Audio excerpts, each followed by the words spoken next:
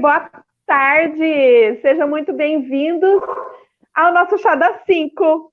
Um chá que é o nosso horário de conversar. Eu fiz aqui o meu chazinho, espero que você tenha o seu aí. Que a gente está combinando de se encontrar às quartas-feiras, às 5 horas, para fazer o nosso chá das 5 e conversar sobre as terapias que a gente atende lá no Espaço Mahadeva. Então, eu quero apresentar para vocês a Cidinha, a Mara. A Cidinha é psicóloga, a Mara é educadora sistêmica, e eu, Nilce, sou terapeuta holística, a gente trabalha lá no Espaço Mahadeva. E estamos em casa, cada um na sua casa, as minhas cachorras estão latindo, vocês vão ouvir, né? E eu queria falar primeiro, que é o nome da nossa live de hoje, eu queria falar sobre sistema. Nós três trabalhamos com a visão sistêmica. E o que é a visão sistêmica? É aquilo que diz que o universo, o mundo, estamos todos interconectados em sistemas. Então, não tem como o ser humano viver separado da natureza, por exemplo. Não tem como os meus cães viverem separados de mim na minha casa. Então, elas estavam quietinhas até agora, e agora elas estão brigando com o cachorro da vizinha através do muro. Então, não tem como a gente separar essa realidade. Está tudo interligado, tudo interconectado. Vamos pensar no ser humano, por exemplo. A gente tem vários sistemas no nosso corpo. Sistema respiratório, sistema circulatório. Tem como a gente separar a cabeça, os braços, as pernas, e depois tentar montar o ser humano de novo? Vai dar certo? Não dá certo. Então, é um sistema integrado. Os sistemas são assim, né? Então, eu queria falar para vocês primeiro o seguinte, que quando a gente já nasce pertencendo a um sistema, o nosso sistema familiar. Meu pai, minha mãe, meus irmãos, meus avós, meus tios, todo mundo pertence a esse sistema. E o Bert Hellinger, ele é um filósofo que observou os sistemas familiares e tirou deles algumas leis. Então, agora eu vou passar para a Mara para falar um bocadinho das leis sistêmicas que o Bert Hellinger estabeleceu, verificou que existem nas nossas famílias. Fala aí, Mara, quais são as leis? Enquanto isso, eu vou tomar meu chá. Boa tarde, pessoal. Então, o Bert Hellinger, né, através do seu trabalho, no decorrer da sua vida, ele descobriu que existem 3 leis sistêmicas, né? A lei da ordem, a lei do pertencimento. Esqueci a terceira lei, Nilce, me ajuda aí. A lei da ordem, do equilíbrio e do pertencimento. Isso. Então, a lei da ordem, ela nos diz o quê? Ela diz que quem chegou primeiro, ela tem prioridade, vamos dizer assim, né? Então, o que significa chegar primeiro? O que significa dar prioridade para aquele que chegou primeiro? Os meus pais, eles chegaram primeiro que eu na vida. Então, eu preciso olhar para os meus pais com respeito. Eu posso até não concordar com as coisas que eles fazem, da forma como eles fazem, mas eu preciso olhar para isso com respeito, né? E até olhar para isso e pensar, né, dentro do meu coração, em honra aos meus pais, eu vou fazer um pouquinho diferente do que eles fizeram, para eu dar seguimento na vida. A lei do equilíbrio, ela diz que tudo aquilo que a gente recebe, a gente tem que devolver isso, né, para outra pessoa. Eu tenho que manter as minhas relações em equilíbrio. Então, dentro da escola, vamos pensar nisso dentro da escola. Acontece isso com muita frequência. E dentro da educação infantil, isso fica muito evidente. Então, tem ali uma discussão entre as crianças, uma bate na outra, e o que é que normalmente, né, os educadores fazem, os cuidadores fazem? Eles vão até lá na criança e falam assim para a criança: Pedrinho, você bateu no Joãozinho, vai lá e peça desculpas. Aí a criança vai lá, pede desculpas para o amiguinho, e o amiguinho muitas vezes não quer aceitar essas desculpas. Aí a pessoa que está cuidando fala: mas como que você não vai aceitar desculpas dele? Ele está pedindo para você. E aí a criança Então tá, desculpa. Gente, nós violamos neste momento a lei do equilíbrio, né? Porque quando eu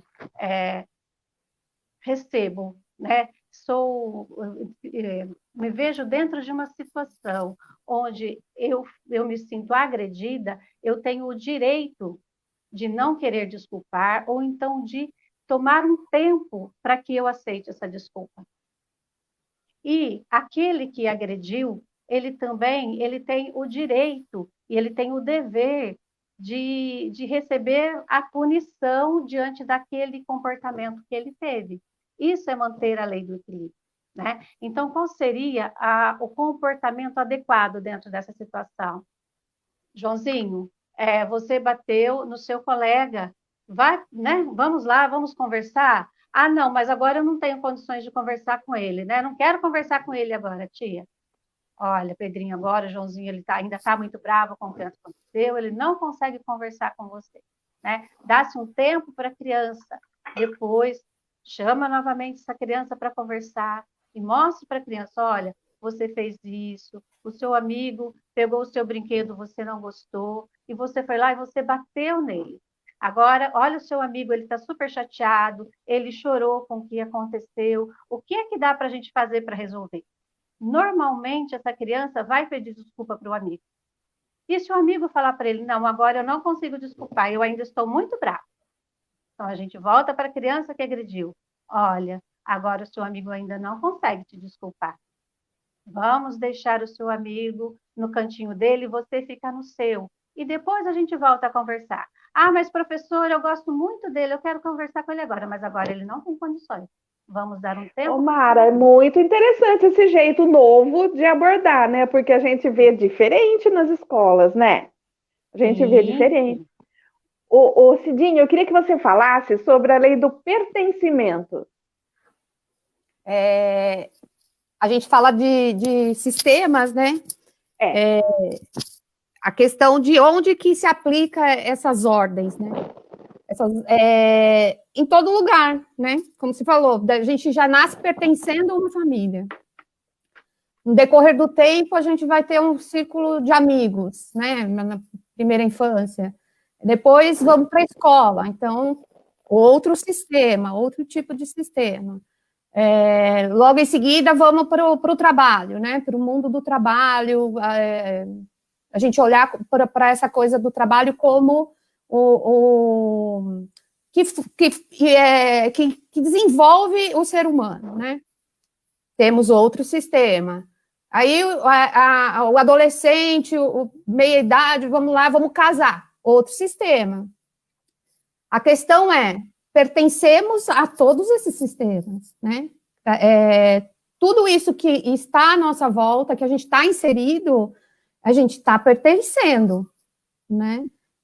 A ordem do pertencimento seria isso. Então, estamos numa família, temos o nosso lugar, estar no devido lugar, estar cumprindo com as suas funções dentro daquele lugar. Então, estamos em família. Pai, mãe, a irmã mais velha, vem primeiro, em sequência, os irmãos. Abortos pertencem ao sistema familiar. Não há uma necessidade de que precise falar isso para as crianças, mas eles existem, tanto abortos provocados ou espontâneos, né? Então, é uma ordem que, quando infringida, por exemplo, na família, não, vamos pôr uma pedra aqui, vamos fazer de conta que não aconteceu nada, vamos imaginar um assassino dentro desse sistema familiar, né? Não podemos falar sobre isso, e passa gerações de gerações, mas aquela pessoa existiu, aquele tio que foi um assassino e que foi deixado de lado, ele existiu, então ele pertence ao sistema. Perfeito. E é interessante a gente perceber, né, isso que você falou agora, Cidinha, quando tem alguém que foi excluído de um sistema por um comportamento inadequado, por alguma coisa que naquela cultura não era muito bem aceito, e ele foi excluído, ninguém mais quis falar sobre ele, faz de conta que essa pessoa não existiu, frequentemente, nas próximas gerações, alguém vai manifestar um problema similar àquele lá. Porque o sistema ele vai se autorregular e ele não gosta, não aceita que haja uma exclusão. Então, naturalmente, alguém vai ter que tampar aquele buraco e vai manifestar um problema semelhante àquele lá para resgatar a memória daquele que foi excluído, né? E a questão, né, Nilce, é que geralmente repete, né? As histórias então, se repetem. E repete por quê? Por essa autorregulação do próprio sistema querendo se equilibrar, né? E aí, o que a gente faz numa constelação familiar, por exemplo, Cidinha, para você resgatar um excluído e evitar a continuidade dessas repetições? Como que funciona? Então, né? A questão das constelações, aí, de primeiro momento, é estar aberto a essa novidade aí, né?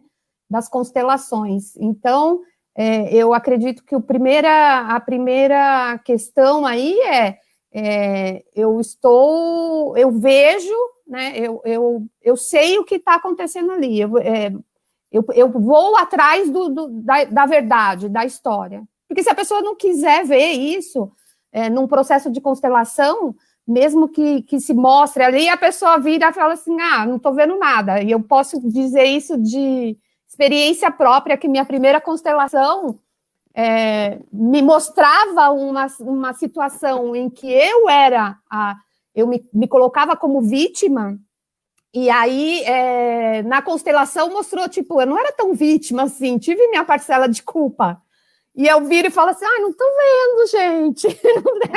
Então, se a pessoa não quiser ver, não tem como. Mas a partir do momento que vai ser investigado, a constelação ela age como uma ferramenta importantíssima nessa demonstração mesmo da situação, né? Casos de abortos, com certeza, vão aparecer. Casos segredos de família, né? Aqueles segredos que estão lá, que passou 3 gerações e ninguém se falou mais nada. Então esqueceu, gente. Não esqueceu, né? O sistema vai mostrar. Então, eu acho que a primeira coisa é a gente estar aberto a essa novidade que é uma ferramenta importantíssima, assim, para mim está sendo a descoberta, né? Eu acho que as constelações vieram realmente para facilitar muito a vida, tanto em todos os cenários aí, tanto na psicologia, nas empresas, no direito, na saúde, na escola. A Mara está aí para falar para a gente, né? Então tá. Então você falou uma coisa interessante agora, Cidinha. Nas empresas, é possível você constelar uma empresa? Como que é isso? Sim, é possível constelar uma empresa. E aí a empresa como um sistema, né? Não deixa de ser um sistema, seja ela familiar ou não, ela é um sistema que tem todas essas ordens, a hierarquia, né, de quem obedece a quem veio primeiro, existe toda essa questão aí que precisa ser olhada, né? A empresa, ela vai geralmente mostrar aonde está acontecendo alguma coisa ali, o desequilíbrio na ordem, né?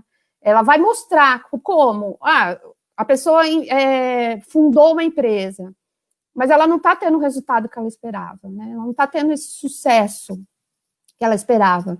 Então, pode ser inúmeras coisas aí que pode estar acontecendo.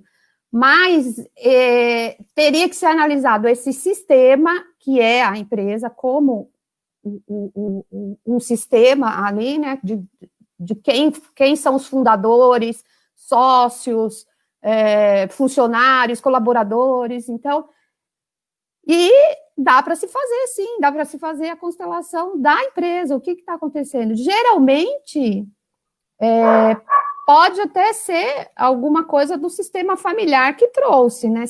Empresas familiares geralmente mostram isso, né? É isso que eu ia perguntar para você. Eu fico curiosa quando a gente pensa assim em constelação de empresa, quando você tem várias pessoas envolvidas Na hora de fazer uma constelação, todo mundo tem que estar presente? Como que é isso? Não. Então, a questão é assim, se são sócios, obrigatoriamente eles têm que participar, porque os sócios entram como, e depois a gente vai falar da questão do sistema, dos relacionamentos íntimos aí, afetivos, né? Mas como a empresa, vamos imaginar que são 3 sócios, e aí um decide, ele vê que ele acredita na constelação e os outros 2 são céticos. Não acho que isso daí não vai funcionar. Aí ele vai lá e faz. E nesse movimento da constelação, ele vê algo ali que pode, né, ajudar muito o desenvolvimento. E aí, como que ele vai chegar para esses sócios e falar, eu fui lá e fiz a constelação? Então, para os sócios, sim. Né? Quando se diz sociedade, sim, eles têm que estar presentes. No caso de empresa familiar, né, geralmente é o majoritário, é ele que vai fazer essa constelação. Não necessariamente os funcionários não precisam, mas eles podem ser informados, né, de que existe alguma coisa ali entravando e que a coisa pode melhorar e modificar. E aí, uma coisa que você falou aí me deu uma curiosidade também. Quando você falou que os sócios têm que estar lá, eu me lembrei de um casamento. Na verdade, marido e mulher são meio sócios ali, né? Se vai fazer, por exemplo, uma constelação de um casal, os 2 têm que estar presentes? Vale para fazer essa pergunta? Como que é? Olha, primeiro eu vou voltar lá na história dos sócios, né? Porque é bem interessante essa coisa. Quando a gente começa a se aprofundar na constelação, nesses estudos, né? Uma sociedade de uma empresa é vista como um casamento, né? São 2 adultos querendo chegar num lugar, vamos junto, dar a mão aqui, vamos junto para um lugar melhor. Essa é a ideia, né? Porque você não vai se associar com alguém que vai querer puxar seu tapete, né? Ou seja, vai patinar e não vai sair do lugar, né? O casamento é a mesma coisa, né?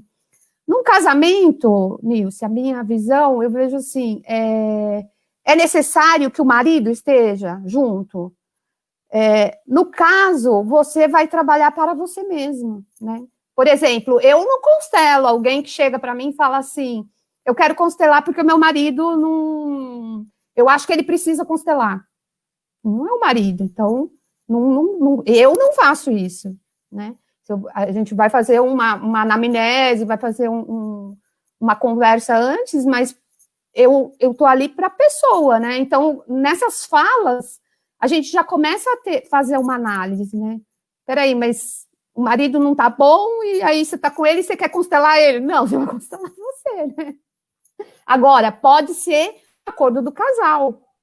O casal buscando melhorar o relacionamento, então vamos juntos. Sim, também já participei de constelações com o casal, muito corajoso, um rapaz, uma vez eu já assisti várias de casal, mas nessa eu achei fantástico, o menino foi muito corajoso, porque era um caso de traição, ele tinha traído e ele estava resgatando, e ali, no campo, o campo mostrou, né? Ela ainda estava disponível, mas e se ele visse que ela não estava mais disponível? Que ele ia fazer? Eu costumo dizer que é muito corajoso quem aceita fazer uma constelação, né? Porque você está precisando sair de um problema que você está sentindo, aquele problema está te incomodando, seja ele, sei lá, de relacionamento, de saúde ou financeiro, de qualquer ordem. E aí você vai procurar uma constelação. Você vai ver o que está acontecendo, porque tem até essa expressão, né? Eu quero olhar para isso, não é assim? Então, precisa mesmo dessa coragem de você enfrentar, olhar e interpretar o que está sendo mostrado ali, para ver o que realmente está por trás. Porque muitas vezes a gente tem os problemas, mas a gente não sabe o que está por trás deles, né? E muitas vezes as verdades estão lá no sistema. Então, hoje a gente está falando sobre sistemas, né? E aí a gente tem, como a gente começou a falar, né? Quando a gente nasce, a gente está no nosso sistema familiar, depois a gente cresce e vai para a escola, e a gente então entra no sistema escolar. Mara estava aqui, ela deve voltar para falar um pouquinho mais sobre isso com a gente. E aí a gente entra no mundo do trabalho, são outros sistemas que se formam, né? Mas, curiosamente, todos eles estão sob aquelas leis que a gente falou, né? A lei da ordem, que é a hierarquia, né? Quem chegou primeiro tem precedência sobre quem vem depois, não é? Depois a gente tem, como a gente também falou, a lei do equilíbrio entre o dar e o receber, que a gente geralmente exemplifica com casais, né? Porque é o que fica mais fácil da gente entender, né? Quando uma pessoa num relacionamento dá muito e fica esperando o outro não dar tanto assim, ela continua dando, continua se doando, e esse daqui não faz nada, qual dos dois que vai embora quando a relação se rompe? Esse aqui que não deu muito, né? Porque a dívida fica tão grande que ele não consegue pagar, né? Então, a lei do equilíbrio é fortíssima. E depois, Mara, voltamos. Tá tudo bem aí? Apertei um botão sem querer aqui, queria ver o chat, apaguei tudo. E aí deu o que fazer. Bem-vinda de volta. Obrigada. Pega seu chá aí. E aí a terceira lei, que a gente já falou, mas a gente sempre tem que retomar, é a lei do pertencimento, né? Quer dizer, todo mundo tem lugar no sistema ao qual ele está ligado, né? Então, eu tenho meu lugar na minha família. E se alguém quer tomar o meu lugar, cria um problema na minha família, né? Ou se eu saio do meu lugar, quero tomar o lugar de alguém. Por exemplo, digamos que eu comece a cuidar da minha mãe, aí eu vou cuidar das minhas irmãs. Eu sou terceira filha, imagina se eu vou cuidar da minha mãe, que tá velhinha e tal, e aí eu vou cuidar das minhas irmãs, vou cuidar da família inteira. Gente, eu não tenho força para isso, eu não tenho essa capacidade. Talvez a minha irmã mais velha consiga cuidar das irmãs mais novas. Mas eu vou cuidar da minha mãe? Ah, mas ela tá velhinha. Tá, eu posso cuidar da minha mãe enquanto filha, no meu lugar de filha, com respeito a tudo que minha mãe viveu. Minha mãe me criou, criou minhas irmãs. Como que agora eu vou me arvorar, né, na posição de querer cuidar da família inteira? Não posso. Então, quando a gente sai do nosso lugar e tenta ficar no lugar de alguém, gente, dá o maior problema. A gente chama isso de emaranhamento, né? É como se a gente ficasse embolada. E aí a visão do que está acontecendo fica turva. Você não percebe e precisa de ajuda, né? Estamos falando do sistema. Fala aí, Mara. É muito interessante a gente também falar da escola, porque a gente vivencia isso, nessa questão de ocupar o lugar do outro diariamente dentro da escola, e a gente faz isso sem perceber, né? Então, quando nós recebemos na escola uma criança que está com problema, está com dificuldade de aprendizagem, tem algum problema social, né? A mãe trabalha muito e não consegue acompanhar a criança, ou tem um problema com álcool, tem um problema com drogas, a mesma coisa o pai, enfim, não interessa qual é o problema. A realidade é que quando nós estamos diante de um aluno que ele enfrenta algum problema dentro da escola, qual é o olhar que nós temos para essa criança? E isso é inconsciente, nós não nos damos conta, né, desse olhar, mas a gente olha para aquela criança e a gente tem um sentimento de que se aquela criança fosse meu filho, eu faria diferente, eu cuidaria melhor. A partir do momento que eu tenho esse pensamento, que eu tenho esse sentimento, automaticamente eu vou para o lugar daquele pai e daquela mãe. E quando eu saio do meu lugar de professor e entro nesse lugar que é do pai e da mãe, eu perco força enquanto professora, porque eu estou fora do meu lugar, eu não vou conseguir dar para o meu aluno tudo aquilo que ele precisa. E, ao mesmo tempo, essa criança também, ao invés de olhar para mim, para as coisas que eu estou ensinando, olhar para a escola, com tudo que ela tem para oferecer, ela vai tudo isso, claro, inconscientemente, ela vai olhar para esse pai, ela vai olhar para essa mãe, no sentido de que, olha, eu tenho meu pai, eu tenho a minha mãe, eles são os pais certos para mim. Olhe para o meu pai com respeito, olhe para o meu pai com amor. Enquanto nós não sairmos desse lugar que não é nosso e não voltarmos para o nosso lugar de professor, essa criança não vai conseguir dar conta das coisas da escola, porque ela vai ter essa necessidade de ficar mostrando para a gente que ela tem o pai e a mãe certa para ela e que está tudo bem.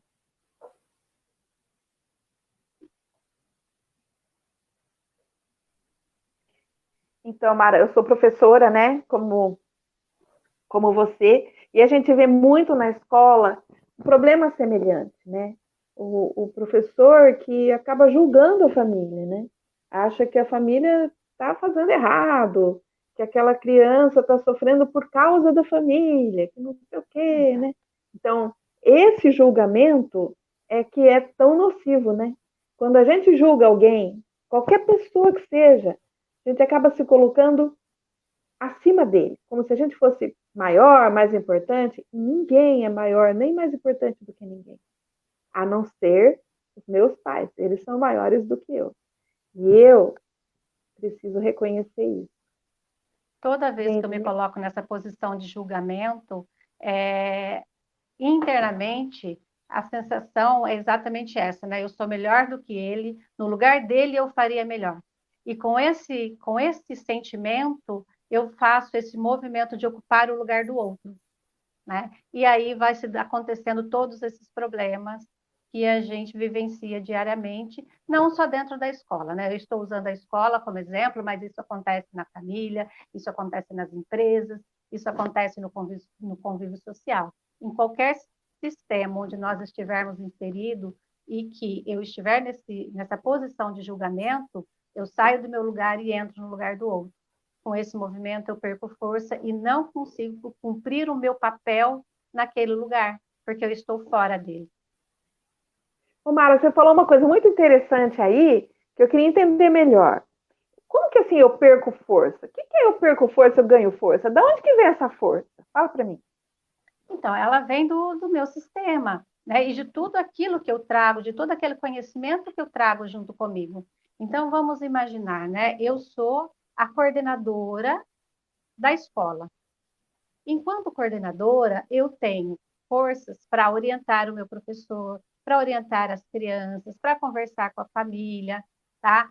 Se eu saio do meu lugar de coordenador, né, eu olho para um professor e acredito que se eu no lugar dele, eu faria um trabalho melhor do que o dele. Eu daria um atendimento melhor para essa criança, faria uma intervenção mais adequada.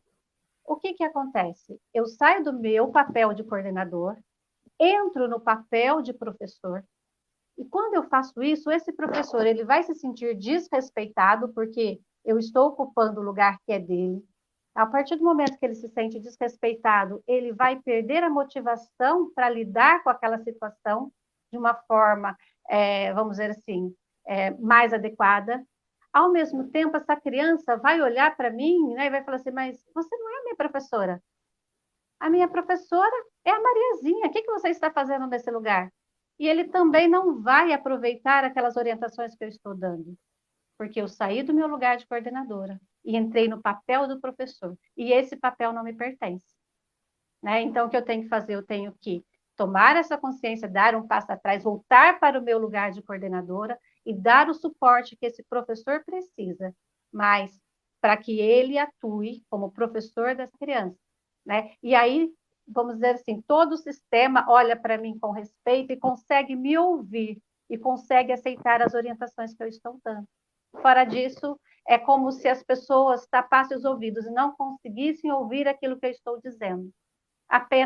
Elas conseguem apenas se sentir invadidas e desrespeitadas. Nossa, quer dizer então que as pessoas só ouvem a gente quando a gente fala a partir do nosso lugar.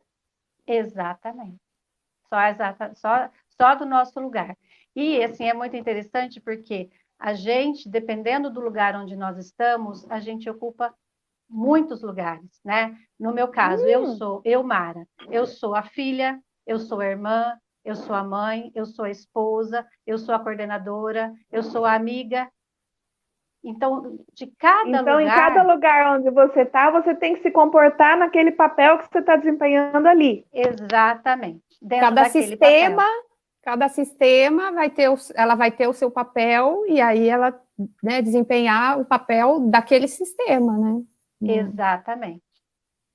Nossa, isso é muito bonito. Então, por exemplo, eu sou filha da minha mãe e sou mãe da minha filha, né? Eu não posso misturar as coisas, né? Querer, por exemplo, que a minha filha cuide de mim porque minha mãe não cuidou de mim. Eu não posso querer isso, né? Então, você vai criar um emaranhamento. Vou criar um emaranhamento na minha própria vida, na minha própria família. Exato.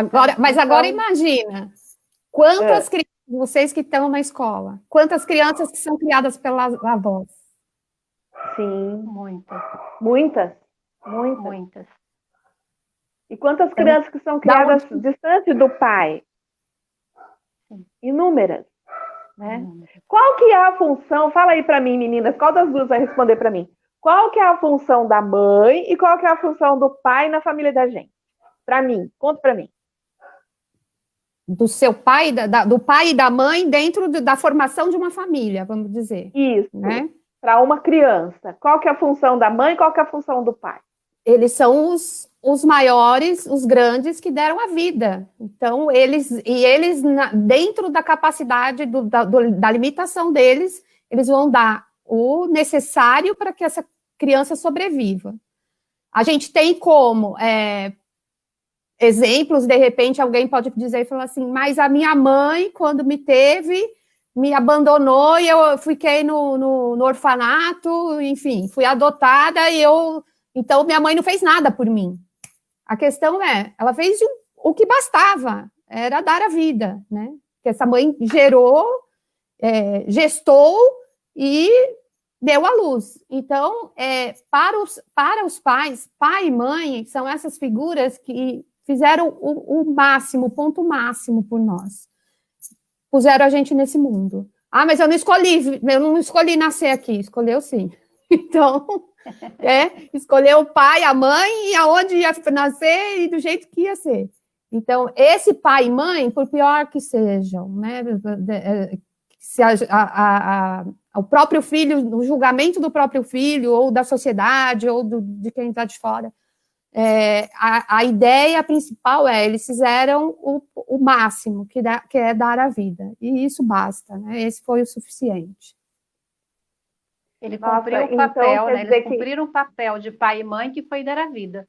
Todo o resto, vamos dizer assim, a partir do momento que você ganhou a vida, se o pai e a mãe, por alguma questão, eles não podem cumprir este papel, a vida, né, o universo coloca uma outra pessoa nesse lugar, né? Então, vai cumprir essas responsabilidades, mas dar a vida foi o pai e a mãe, e isso é o que basta para o sistema, né? Na função do pai e da mãe.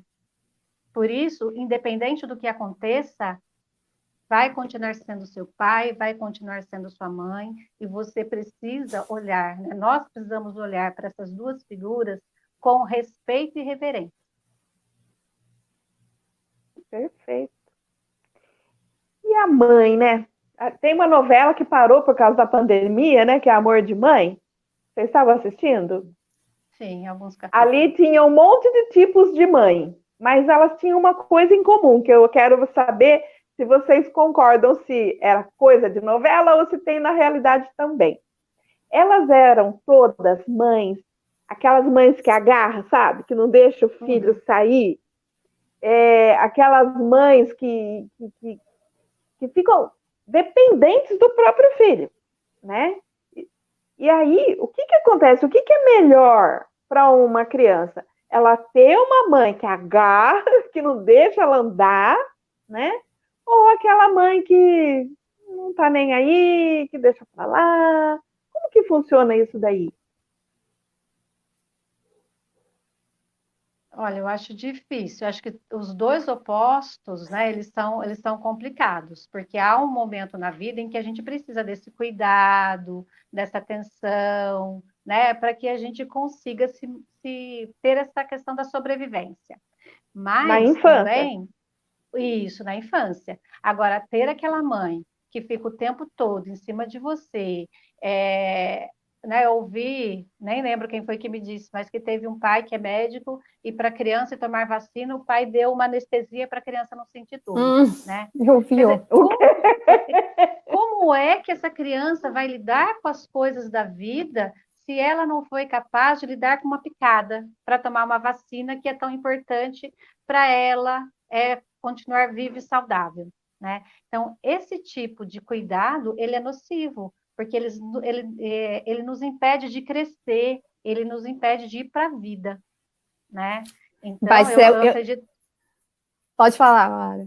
Não, eu acredito que esses dois extremos, eles são muito difíceis, né? Eles são complicados, porque na infância a gente precisa do cuidado, mas depois também a gente precisa desse, né? Vai para a vida desse que agora empurrão, é com você. Né? Agora é com você. E aí você, é o pai, né? E aí é o pai, não é? O pai é aquele que vai chutar do ninho. Vai que você já sabe andar. É tipo isso, Cidinha? Como é que é? Não, mas dependendo da mãe, ela não permite que o pai dê esse empurrão, né? Ai, então, meu Deus eu vou colocar uma pimentinha aí, né? Porque aí vai. É o seguinte, e eu li um trecho do Bert dizendo justamente isso. Os pais errados são os certos.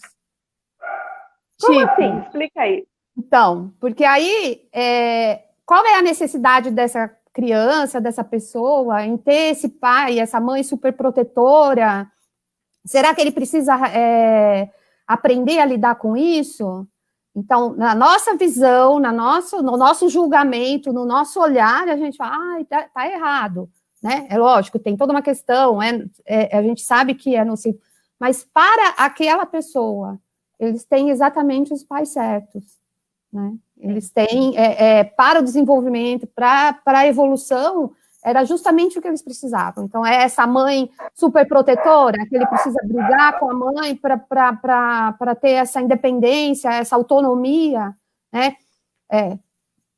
A gente não sabe, né? Se a gente for fazer uma investigação lá atrás, por exemplo, muitas queixas, minha mãe é super protetora, e ela não deixa eu fazer, e a minha mãe foi a culpada de eu não ter ido para a vida, de eu não ter dado certo num relacionamento. A partir do momento que você é a sua responsável pela sua vida, você pode fazer o que você quiser.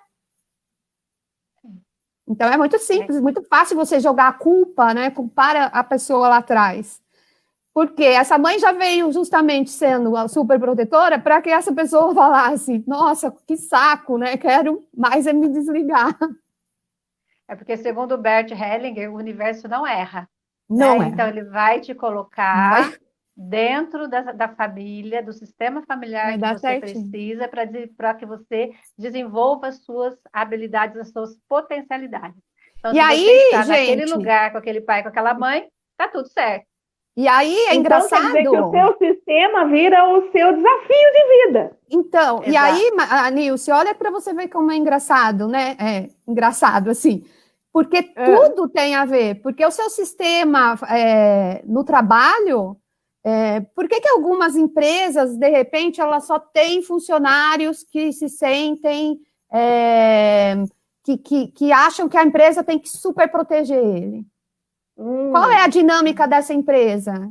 Que a maioria dos funcionários está ali como coitadinho, que precisa... Agora vai aparecer muito isso, porque a empresa mandou embora, né? Então, qual é essa dinâmica aí desse sistema? Né? Então, não é só na família. Por que aí o cara casa, tem uma mãe super protetora e o cara casa com uma mulher super protetora? Não resolveu o que precisava. Que é muito comum, né? É muito comum um homem procurar uma mulher parecida com a mamãe. É muito comum uma mulher procurar um homem parecido com o papai dela, né? E aí, esses problemas, eles continuam. Ao invés da pessoa superar, ela vai estar repetindo a problemática. E aí, como a gente já falou, a repetição configura um problema sistêmico, né? Sim. Que legal!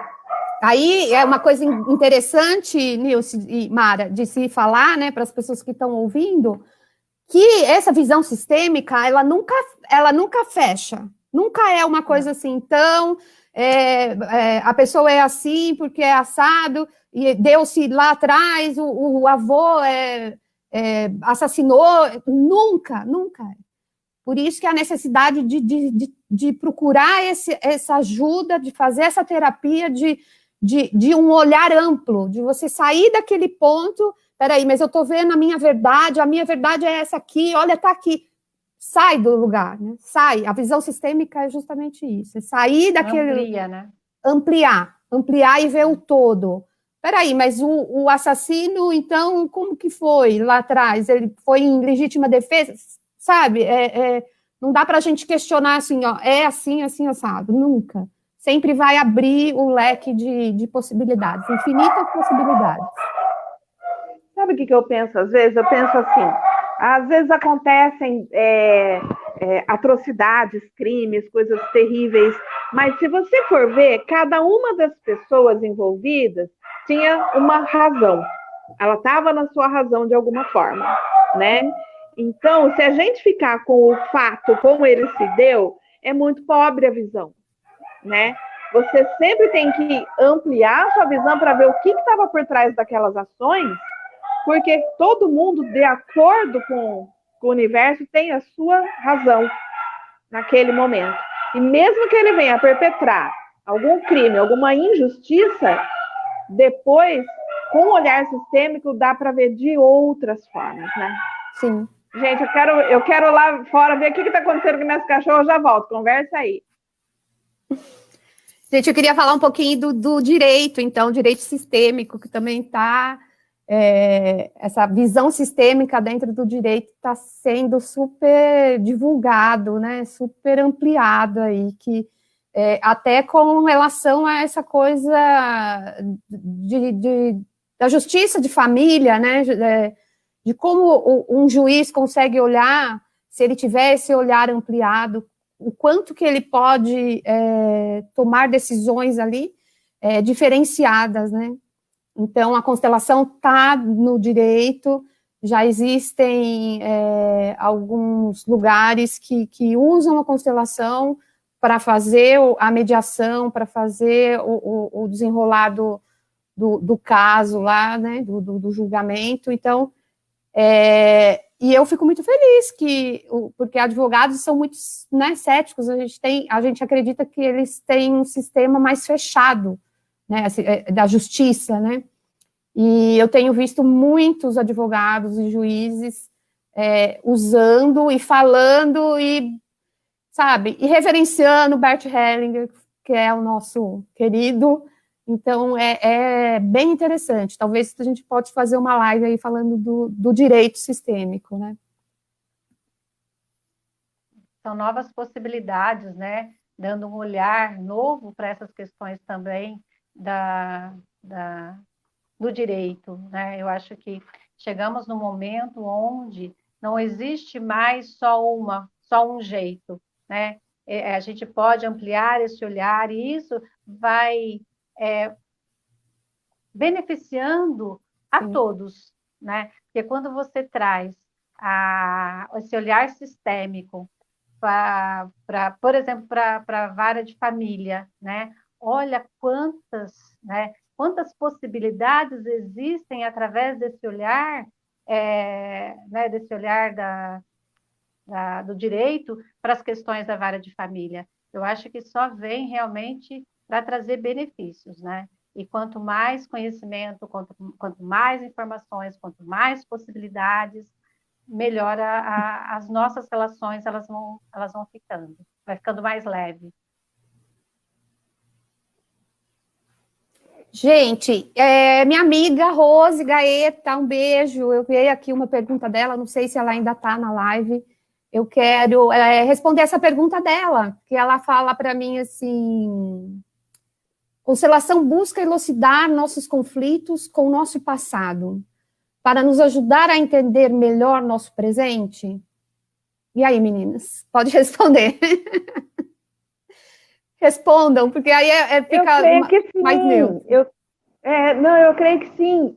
Porque se você tem um problema no momento presente, e você observa que é sistêmico, porque ele vem de uma repetição no seu sistema familiar, isso daí se deu lá no passado, né? Então, são memórias que estão aí perpetuadas no seu sistema familiar, e que se você não der conta de olhar e mudar esse olhar, ela pode continuar nos seus descendentes, né? Então, vamos olhar assim, vamos ter coragem, como disse a Cidinha, né? Vamos ter um olhar corajoso para ver o que uma repetição pode se mostrar como verdade numa constelação. As verdades, elas podem ser múltiplas, ela nunca é unilateral, como a gente falou, cada um tem uma razão, e quando você amplia o olhar e verifica o que aconteceu, descortina um passado, aí realmente a gente faz uma ressignificação do presente e pode liberar o futuro para que os nossos descendentes não tenham essa carga emocional, essas repetições que vêm, às vezes, de atavismos lá de outras gerações passadas. O que você acha, Mara? Eu não consegui compreender a pergunta. Pergunta de novo, por favor. Constelação busca elucidar nossos conflitos com o nosso passado, para nos ajudar a entender melhor nosso presente. Sim, eu falo assim, eu sou a personificação viva dessa situação, né?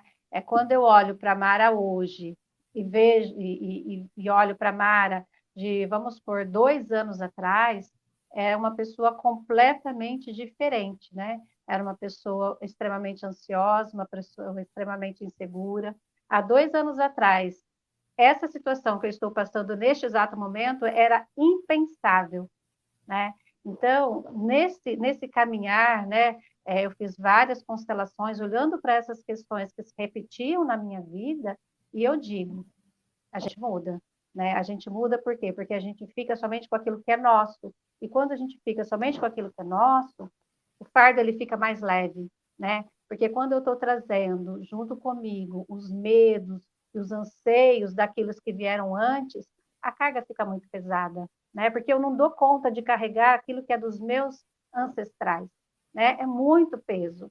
Então, quando eu faço através da constelação, né? Eu libero todas essas questões e fico somente com as minhas, eu consigo ir para a vida com muito mais leveza. No meu caso, Mara, eu comecei a me dedicar quando meu neto nasceu. Quando o Miguel nasceu, e eu me dei conta de que muitas coisas se repetiam na família, e eu olhava aquele bebê e eu falava, gente, acabou, não precisa.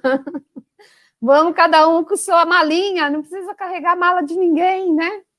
Então, esse amor incondicional pela gente mesmo, que você não precisa carregar esse fardo, e pelos que vão vir, né? Esses descendentes, o que a gente agradece e reverencia tudo que eles fizeram lá atrás, nossos avós, que foi uma caminhada muito difícil, né?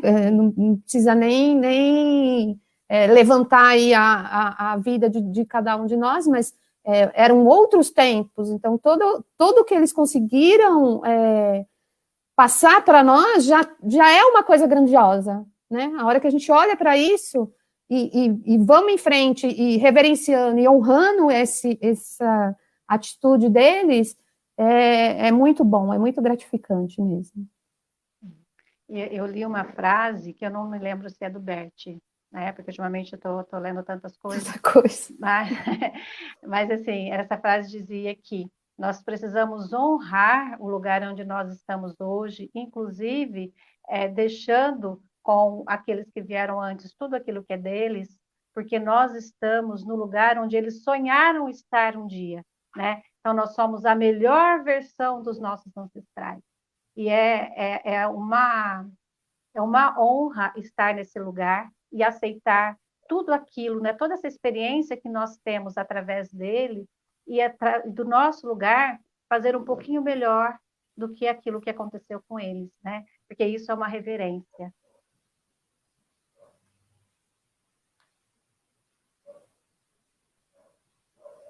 Ai, meninas, inspirador, né? Realmente, essa fala é maravilhosa. Nós somos o sonho realizado dos nossos ancestrais.